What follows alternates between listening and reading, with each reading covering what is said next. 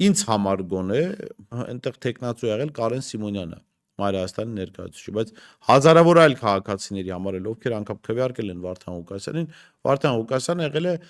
ընդդեմ այս իշխանությունների հանդես գալու միջոց։ Եվ ընդդիմությունն էլ, օրինակ Մայրահասանը,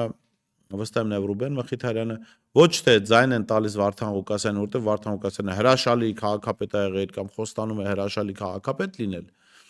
իհարկե, բայց պետք է վերահասկեն, որ հիմա կասեմ, որ նախորդ շրջանի խնդիրները չկրկնվեն։ Այլ իրավիճակից ելնելով, գյումրեցիների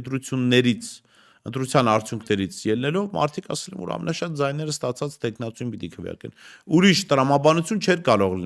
լինել, ամենաբոյով տեխնացուին ընտրենք, կապուտ աչքեր ունեցող, չգիտեմ, թրաշ ունեցող, քյաչալ, կոլոտ, հա, դրանք այդ կրիտերիաները չեն կարող աշխատել։ Ընտրություններից հետո կարող է աշխատել մի կրիտերիա, մի պահանջ, թե ով է ամենաշատ ձայները ստացել, եւ նրանք կամ միանում են, կամ մարդիկ չեն միանում։ Ուրիշ տրամաբանություն չի կարող լինել։